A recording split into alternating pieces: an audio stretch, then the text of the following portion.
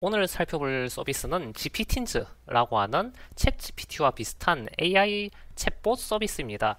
이 서비스가 어떤 차별점이 있냐면 초등학교 고학년부터 시작을 해서 조금 챗봇이 장황한 설명 없이 그냥 깔끔하게 쉽게 설명해줬으면 좋겠다 생각하는 성인까지 이런 사람들을 타겟으로 잡아서 간단하고 깔끔하고 쉽게 그렇게 답변을 해주도록 파인튜닝을 한 챗봇입니다. 이런 챗봇이 왜 필요한가?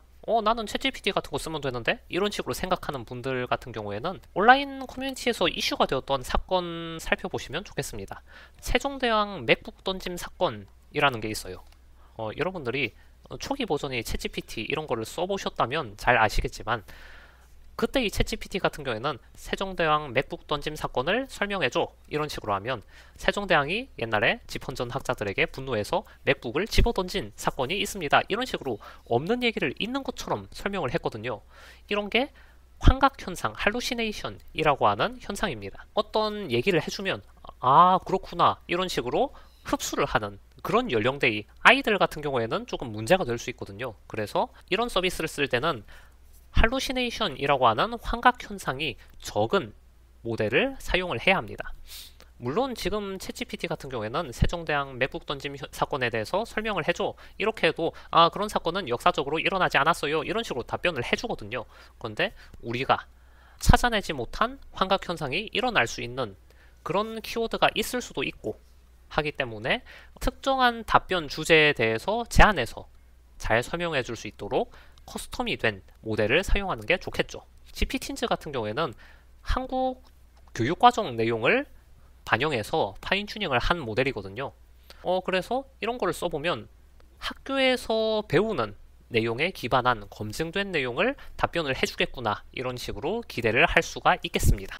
GPTins 같은 경우에는 처음 접속하면 이렇게 우리가 흔히 알고 있는 챗봇과 비슷한 UI가 나오는데 아래에는 질문 예시를 몇 가지 선택할 수 있게 제시를 해줍니다.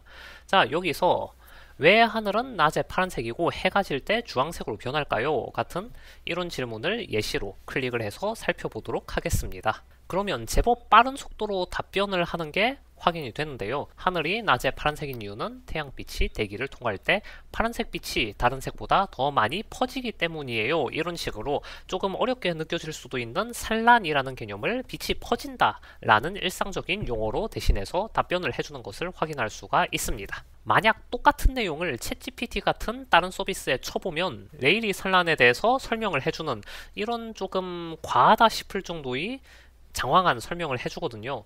그래서 이런 거를 조금 간단하게 설명을 듣고 싶다 한다면 이런 서비스 같은 경우에는 파인튜닝 혹은 프롬프트 엔지니어링이라고 하는 조금 고급 사용 방법 혹은 엔지니어적인 방법 이런 거를 요구를 합니다. 그래서 이런 거는 내가 하기 귀찮은데 하는 분들을 위해서 GPTins 같은 서비스가 생겨나게 되는 거죠.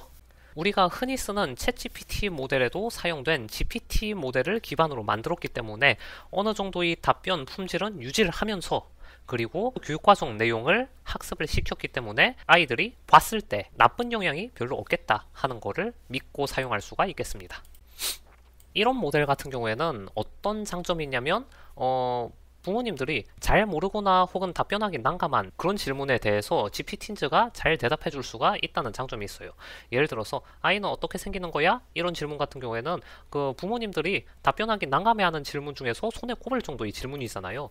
이때는 정자와 난자가 만나서 아기가 생겨요. 학교 보건교육 수준의 내용을 간단하게 설명해주는 그런 경향성을 보이고 있고요. 그리고 우주는 얼마나 커? 이런 질문 같은 경우에는 우주의 크기를 정확하게 알 수는 없지만 계속 확장하고 있다. 이런 식으로 우주 팽창설을 간단하게 설명을 해주고 약 93억 광년 정도의 범위를 알고 있다. 그리고 광년의 개념 이런 거에 대해서 빠지는 것 없이 설명을 해주면서도 어려운 표현은 전부 다 배제한 것을 확인할 수가 있습니다. 이런 거 질문해 보는 김에 논란이 된 수학 문제 이것도 한번 질문을 해봤어요. 준이는 오전에 6분이 3시간, 오후에 1시간 동안 책을 읽었습니다. 준이가 책을 읽은 시간은 모두 몇 시간, 몇 분인지 구해보세요. 이 질문을 해봤거든요. 이 질문에 대해서는 6분이 3시간은 0.5시간이기 때문에 1시간을 더해서 1시간 30분 동안 공부를 했다. 이런 식으로 논리가 빠지지 않도록 깔끔하게 답변해 주는 것을 확인할 수가 있습니다. 그리고 아이들이 흔히 생각하는 엉뚱한 질문, 그런 것도 답변을 잘 해줄 수 있는지, 잘못된 정보는 제대로 수정을 해줄 수 있는지 알아보기 위해서 해에 가까운 산꼭대기는 더워지는 거야. 왜냐하면 해에 가까워질수록 햇빛을 더 많이 받잖아. 이런 식으로 일반적인 자연 현상과 반대되는 주장을 그럴듯하게 한번 해봤습니다. 이 질문에 대해서는 산꼭대기가 해에 가까워서 더워질 것 같지만 실제로는 높아질수록 추워져요. 왜냐하면 공기가 높아질수록 얕아지고 얕은 공기는 열을 잘 잡아두지 못하기 때문이에요. 이런 식으로 공기 밀도 이 정보에 기반해서 위로 올라갈수록 추워진다, 이런 이야기를 해주고 있습니다. 개인적으로는 지표면이 복사열 개념에 대해서 간단하게 설명하지 못했기 때문에 이 부분은 아쉽게 느껴지지만, 다른 질문에서 깔끔하게 답변을 잘 해주었기 때문에 추후에 개선될 수 있는 여지로 받아들여도 되겠다, 이런 식으로 생각을 하고 있습니다. 지금까지 어크로페이스에서 개발한 학생 전용 대화용 인공지능 챗봇 GPTins에 대해서 살펴보았습니다. 대한민국 교과과정 기반으로 학습을 했기 때문에 검증된 내용을 아이들한테 경험해보게 할 수 있다 라고 하는 장점이 있는 챗봇인데요. 지금 최신 교육과정인 2022 교육과정에서는 AI 관련 그 학습 내용이 들어가 있단 말이에요. 그러면 아이들이 AI 서비스에 대해서 조금 친근하게 느껴야 될 필요가 있다고 생각을 하는데 GPTins가 이런 역할을 잘 해줄 수 있을 거라고 보입니다.